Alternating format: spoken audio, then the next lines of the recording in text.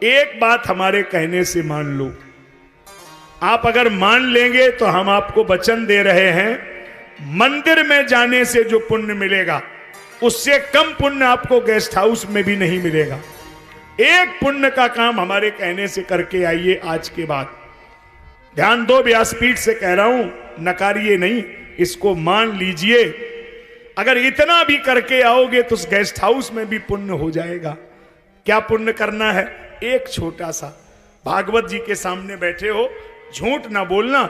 जब तुम 20 रुपया का चाट खरीदते हो, कचौड़ी समोसा टिक्की खरीदते हो, तो बोलो आपने खा करके उसको आधा खाया फेंक दिया? नहीं, हमने देखा तब तक चम्मच चलाते रहते हो जब तक एक दाना भी लगा रहता, मानी उस चाट को चाट के खा जाते हो। 20 रुपया लगे हैं इसलिए, लेकिन आपको उस दिन शर्म नहीं आती है कि कोई आदमी बिटिया की शादी कर रहा, ब्याज पर रुपया लेके कहा उसने ब्याह किया हो, और तुम 5-5 प्लेटें उठा के फेंक के आ रहे हो। इससे बड़ा कोई पाप नहीं होगा। अरे एक प्लेट में खा लीजिए, ये कौन सा पाप करने जा रहे हो?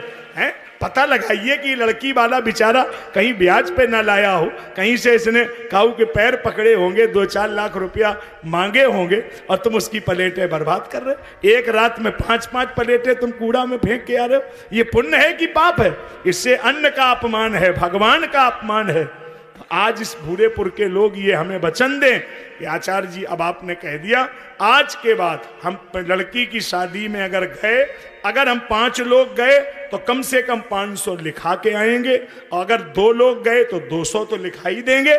ऐसा नहीं है कि खा के चल दिए, घर भर पूरा घर चले जा रहा है इलाका भर खाने, और व्यवहार के नाम पर 100 रुपया दे रहे, तमाशा करना बड़ा। अरे भाई, काऊ ने बुलाया है तो उसका मजबूरी समझो, उसने सोच के बुलाया कि हमारा 100-200-500 का सहयोग होगा।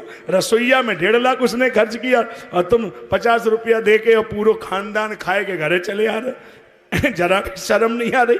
और 5-5 प्लेटें फेंक रहे, कई लोग प्लेटें तोड़ के आ रहे।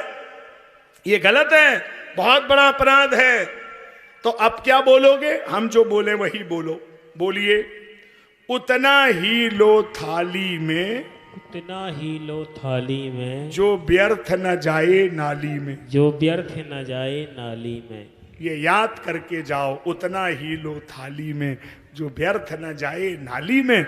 एक दाना भी नाली में बहा तो याद कर लेना, तुम तो शाम को खा के चले आओगे।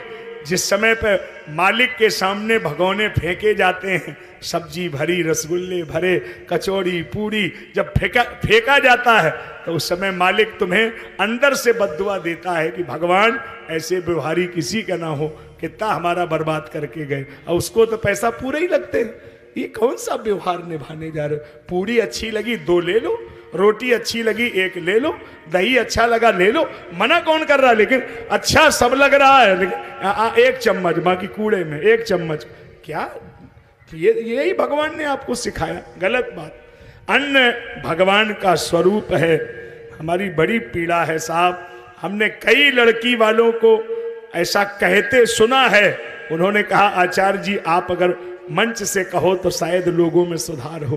कई बिटिया वाले रसोई के पैसे नहीं दे पाए, उनने व्यवहार के बल पे रसोई बनवाई। ये व्यवहार में लाख खाड़ आ जाएगा, बनवा दो। उन्हें क्या पता कि साहब आएगा 50,000, और लिखा नाम लिखे होंगे 200, और रुपया 20, 50, 100, प्लेटें 5 जने कितनी फोड़ के आ गए हैं। ये गलत है। ऐसा कैसे? अब कितना भगवान ने तुम्हें विवेक नहीं दिया? अब नहीं करना। ऐसा तो नहीं लग रहा कि हम कोई ऐसी बात कह रहे जो आपने देखी ना हो। हम वही कह रहे जो तुमने भी आंखों से देखी। एक आदमी 10 मिनट बाद प्लेट बदल लेता है, 10 मिनट बाद वह प्लेट कूड़ा में, फिर 10 मिनट बाद दूसरी। ऐसा क्या है? अरे भगवान ने तुम्हें इंसान बनाया है, एक ही में ले लो थोड़ा थोड़ा जो खाओ।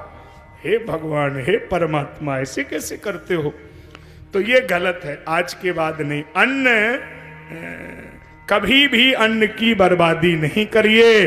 अन्नपूर्णा माता अगर नाराज हो गई तो जिंदगी में घर में अन्न नहीं देंगी।